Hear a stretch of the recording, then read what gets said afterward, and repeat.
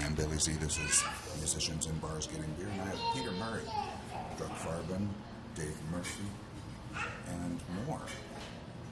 Want to start with Second Sound?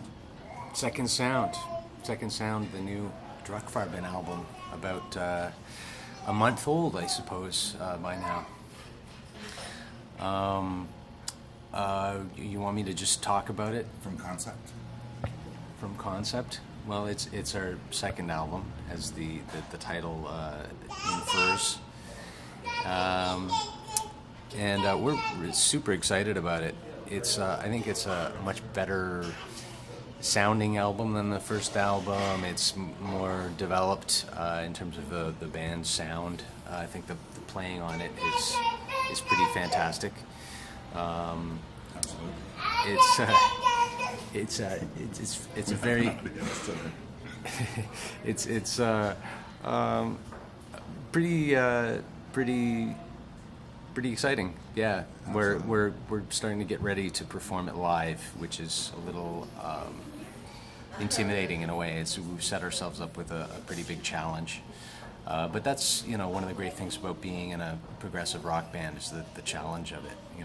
The feeling of exhilaration you get when you succeed in performing such complicated music.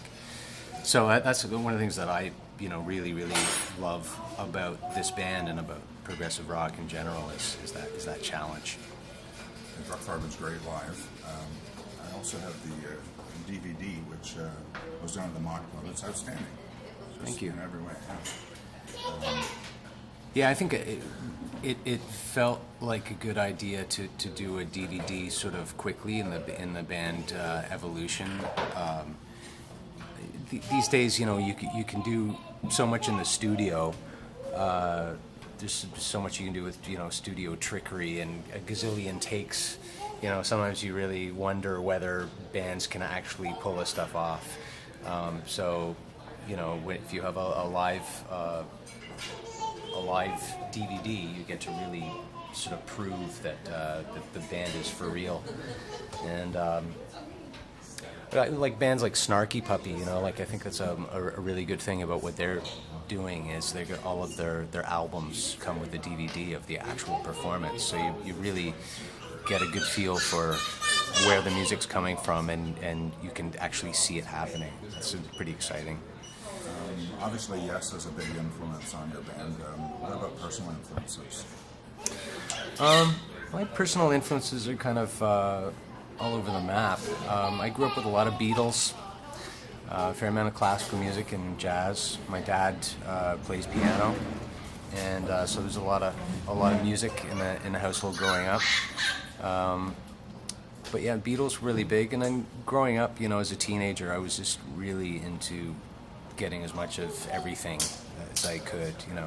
Everything from R&B and funk to reggae to metal to a lot of power pop stuff. XTC is a big favorite of mine. But a lot of progressive music and a lot of music that contains sort of progressive values. So a lot of the pop music that I like and liked was pop music that had really good music elements. Musicianship. Creative approaches. Even if you look at XTC, there's a lot of angular chord progressions and very sort of daring melodies. They're kind of like a prog band in some ways. So yeah, but jazz, fusion, pretty much anything good. And how'd you hook up as a band with Druckfarben? Well, I'd known Troy, the drummer, for many years. We played together in a couple of different situations over the years, a couple of bands that didn't really go anywhere. And I had done one gig with Ed. We were both sidemen on a gig. It was with sort of a country pop singer. But I didn't know Will, and I knew of Phil, because Phil is somewhat of a legend in local music circles. So I certainly knew who Phil was, but I had never, had the privilege of playing with him. I got a call from Troy one day.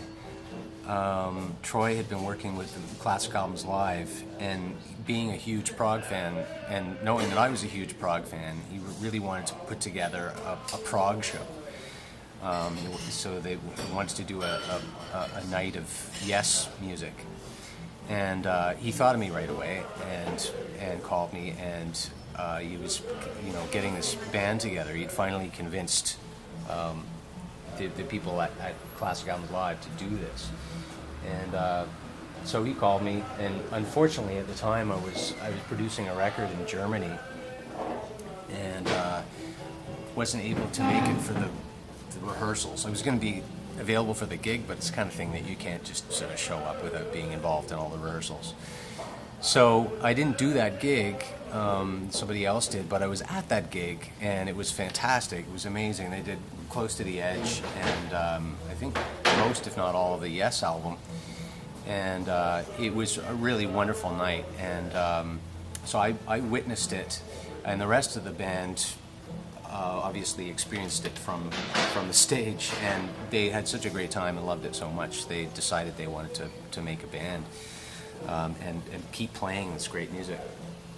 And they ended up asking me if I would be the bass player for it, and at the time I was sort of recovering from my own solo album, and I say recovering because it was a bit challenging.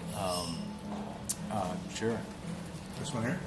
Yes, this would be the one. Ants and Angels from 2006. I spent about 4 years working on this record, and really had a great time putting it together, and I was very much of a perfectionist, and recording it all really well, and putting a lot of time into the artwork and the every aspect of it.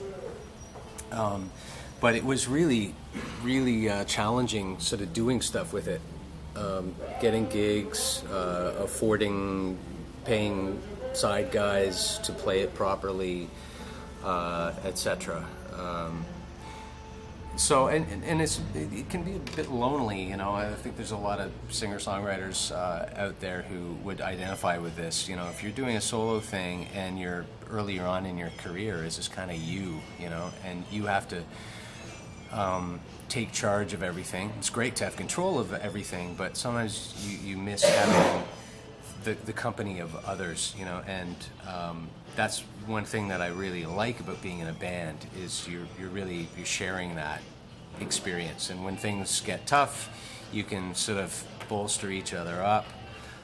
When things go well, you have others to celebrate with and share the experience, and you can also support each other with everybody has their own strengths.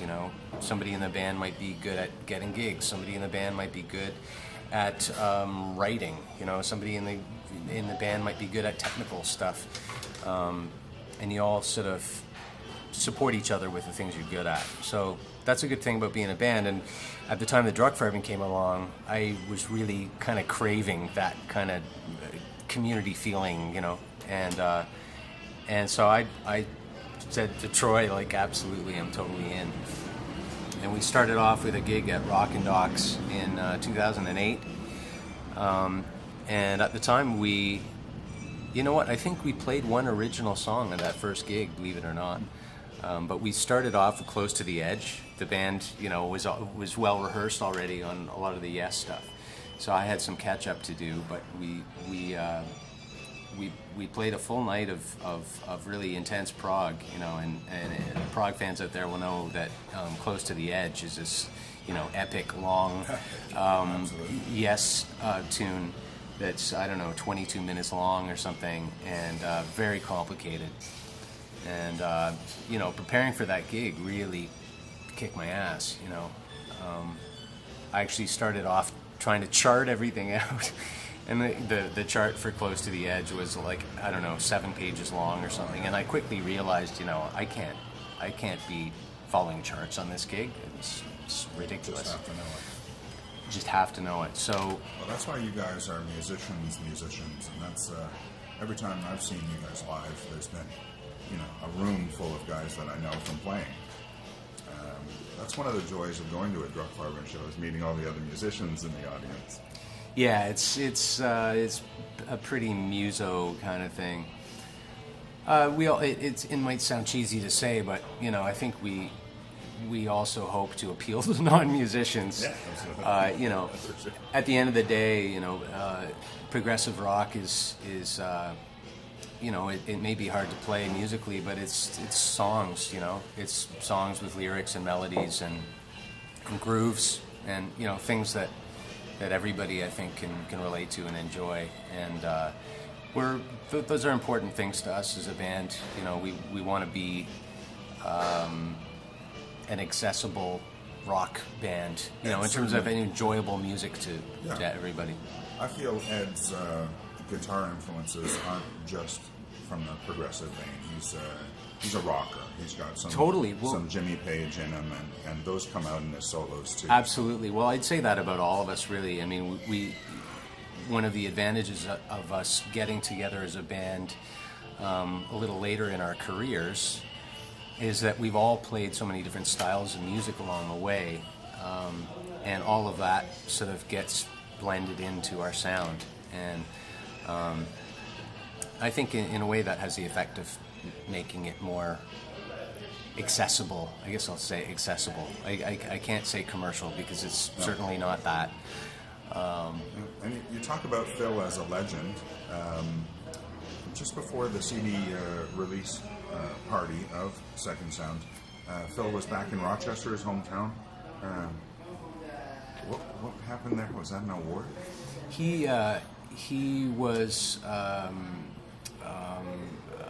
inducted into the Rochester Rock Music Hall of Fame or something like that. I think we need one of those in Toronto. Yeah, I agree. We totally do. Phil was the singer for a band called Talus back in, I guess that's like early 80s. It was Billy Sheehan's first band, and as you may know, Billy Sheehan went on to be a big rock star and one of the greatest rock bassists of all time. Playing with, he first came on my radar when he was playing with David Lee Roth when I was in high school, and Eat 'Em and Smile came out. That was a game changer. Like, Steve Vai and Greg Bissonette and Billy Sheehan, just ridiculous stuff. And then he was in Mr. Big, and they had that big hit, To Be With You. Anyway, Billy Sheehan was in this band with Phil, and so they as a band, I think, were inducted into the Rochester Hall of Fame, which was a Rochester band. So, yeah, that's. But Phil has had all kinds of musical experiences with big names like Peter Criss and Lou Gramm from Foreigner, and he's on the radar of all of these guys because he's such a kick-ass singer. Well, you're with another great performer in Toronto rock royalty, I would say, who I first saw at the Chicken Deli. Tell me about Dave Murphy's band. Dave Murphy, yeah. He's another legend, I would say. These guys are all legends to me. I mean, I think that we often have a bit of an inferiority complex as Canadians, and we don't always have things in perspective sort of internationally, but we're talking about really world-class guys here. Dave Murphy is an amazing keyboardist and singer, and I've been playing with him for about 3 years, but I think the first time I played with him was probably about 15 years ago, subbing in on a wedding gig. That's a very different thing from Drug Farben. It's a cover band, I guess, a party band, a wedding band, with a huge repertoire, just hundreds and hundreds of songs of every genre you can imagine. So that is also a great musical challenge. The musicians in the band are outstanding, and so it's a real pleasure to work with a band like that, where the standard of playing is so high, but also so varied. Like, you just never get bored, because we're doing everything from, you know, Zeppelin to Rage Against the Machine to Kanye West to you know. Oh, that's interesting. Everything in between, you know. And all very authentically. I mean, it's not classic albums live in the sense that we don't have the opportunity to expand the lineup. We have to work with what we have, but it's a really fun band, and we have a regular gig at the Orbit Room every Friday night. We're there most Fridays, and that's a really great thing to be involved in. Again, like on a musical level in terms of challenge, because there's a lot of memory work involved in that as well. As you can imagine, being in a band with like a repertoire of hundreds of songs and never knowing what's going to be next. So that's a really good thing. Well, Peter, what else would you like to talk about? Anything coming up in the near future? Well, you know, really at the moment, Druckfarben is a big focus with the new album, Second Sound, and we're preparing to perform live, as I said. And there's been, you know, quite a lot of international interest in the band and in the album. So, you know, we're hoping to get over to Europe and do a bunch of playing in the States and wherever they'll have us in Canada. You know, Quebec is a big prog area. So, you know, we're working on all of these things. So there should be some Druckfarben shows coming up in the not too distant future. And between that and the Dave Murphy Band, I should mention also I play with the Nomads most Sundays. Tony Paglia and the Nomads, which is a really great band. And every Sunday we have a different guest. So it's really fun and spontaneous in the sense that we never prepare what is played. You know, the guest will come and, you know, call tunes. And so that's another thing on the go. So those are the three main things, and possibly another Peter Murray album. But I'm very slow moving in that department, so I wouldn't hold your breath for that. I've never done musicians in bars getting beer in one take before, Peter. It's been an amazing conversation. Thanks very much for being on the show. Thank you so much.